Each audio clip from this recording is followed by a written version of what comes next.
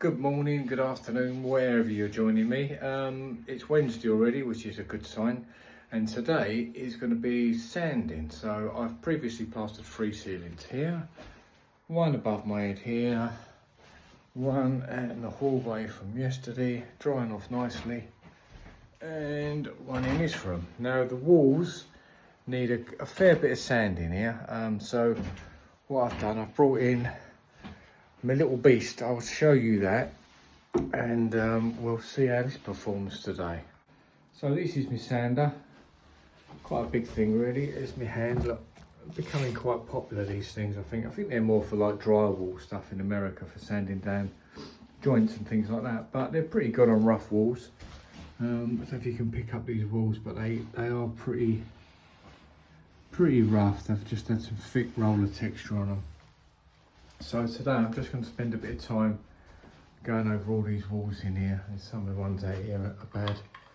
If I shine my sort of big light on the wall there, you might pick up a bit more of what's going on. So that's the plan. So I've got that linked up to the Festool. So obviously that will suck any dust out of the air. Got sanding pads, got a load of these, got some 120s, and they will just stick on there like they do. And Bob's your mother's brother. So yes, pretty good. So I'll try and get some footage of that, and we'll see how the wall comes up. It should take a lot of this off really. We're trying to not go to the extent of replastering these walls, if I'm honest. That's what I want to do. I just want to spend a bit of time rubbing them down. Also, I've got to change these doors. I picked up the wrong bloody doors. I went to Howden's yesterday. These are the doors, well, they've got one door up here, and this is a Wicks door. And when I went on the Howden's website, the doors that they were selling looked exactly the same. But when I got there, I don't want to take the cover off this in case I've got to take it back. I don't know if you can see through the plastic. There's not a lot in it. The only difference is, as they come in here, these just chamfer in a touch, whereas these ones go straight in like a proper square cut out. I don't think they're as deep. But these doors in Wicks are the solid doors, and I think they are 80 quid each. Whereas these doors in Howden's were about 25 quid plus VAT.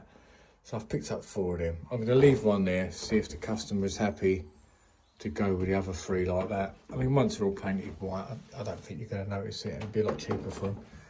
But anyway, today is all about sanding and preparation. So let's just finish my coffee. I'm going to wait till about 8:30 because it's noisy, old thing, and there's people next door. So I'm going to be a good citizen. Wait till 8:30 before I turn it on, and I'll show you in action. So the good thing about this sander is it's got some really good lights around it as well, a bit like a spaceship, but it does light what you're doing. Let me try and show you that. So when you're sanding, it does sort of highlight what's going on. So let's turn it on and let's have a go and see what we get to.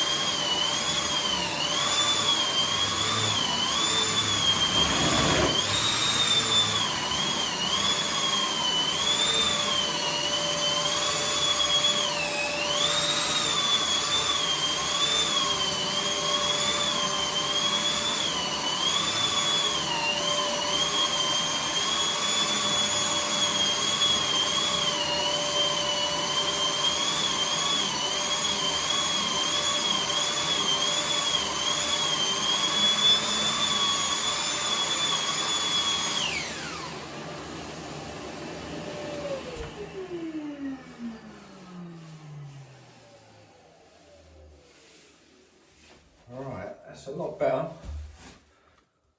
Let's see if I can turn you around so you can see that. Let's get you into focus. Okay, right, so that is with the sander, and it's coming up pretty smooth. It still looks textured through the foam because the foam highlights it all, but that feels really good. If we compare it to a bit I haven't done, let's see, so you can see this texture here. Now move down to where I've been.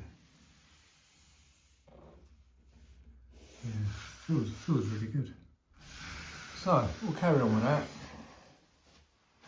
Quite a lot to do that you can see the state of it all. Rough as guts, really. So let's get this done. So when I'm decorating, sometimes where you can see all this stuff is going to need rubbing back, and this is silk paint, so it's not the easiest to sand. Sometimes instead of using a sander, sometimes you're just better off with one of these carbide tip scrapers, and it will just pull it off. Let's try and demonstrate that here. Just a couple of goes across with this, and that's got that completely off now. Same there, let's do that there.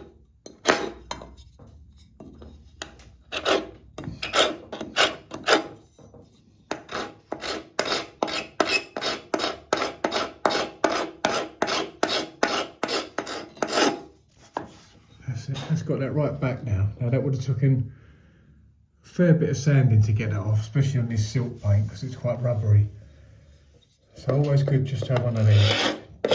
Just go along under these lines where people have come along with a brush over the past and built up some sort of texture. Just that across. Same with that. And that will get all the snots off instead of going on endlessly with a sand or a bit of sandpaper. Even for the corners, because obviously this, it sprays out a bit each corner. So you can really just gently rub it down the edges. And just sharpening corners up. One of the best decorating tools I've got is that little thing there.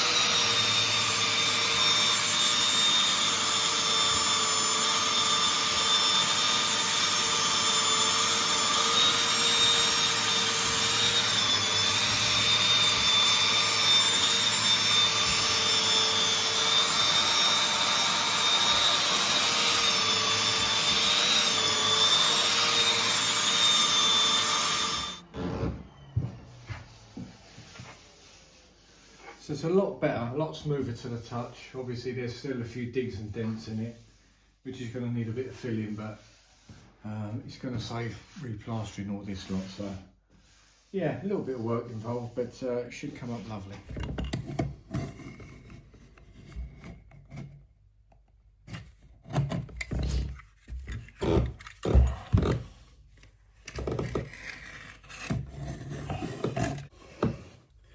when you're faced with these bits on the bottom of the staircase, don't ever just try and fill over the top of them. Just cut them out, get rid of them, and start again. If you try and fill over the top of them, it will never ever look any good. So just cut it out, get it back to good again, and start filling again properly. Basically, just don't be a bodger. We've all done it. I'll hold my hands up to it. I've got caulk out and put caulk along it and then painted, and it's always regrettable. You never ever get the finish you want. So just for a few extra minutes really, cut it out. And if this gap is too big, and you think it's just too big for normal filler, you can always get a little bit of expanding foam in it really. I tend to use the one that's for sticking plasterboard because it doesn't puff out so much. But if the gap's big enough just to get the nozzle in, you can run that under there. Once it's dry, cut that foam back and then fill like you would. But a good filler will sort this out. I think this has all been caulked before. This is just caulk, so it's never any good really. Just cut the caulk out, get some proper filler on the go, because these are the little bits that make the job. When people walk in, they're probably not going to look up to the top of the ceiling. They're going to scatter their eyes down up the staircase where they're walking, and the first thing they'll see is this. They'll think, because they'll have seen this 100 times before, this cracking on here, and it's probably really annoying them. So one of the first things they're going to do when they walk up the stairs is probably look at this, and the last thing they're going to see is a load of caulk over it, and you can still see a bit of the shape of the old peeling paint underneath it.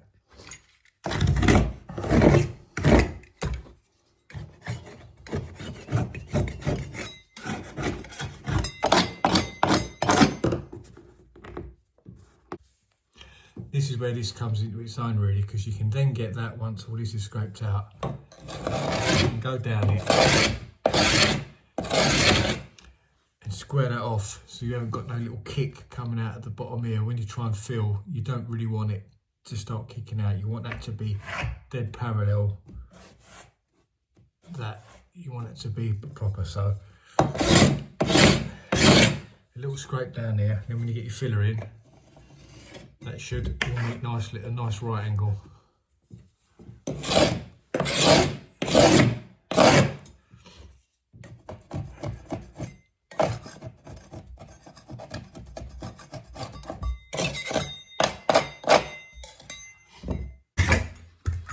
think this house might have been re-skimmed, all this, because the plastering on it is really bad. As I've been using that sander and it's been lighting up the wall, I've seen how bad the plastering was, and I don't think that's an original job.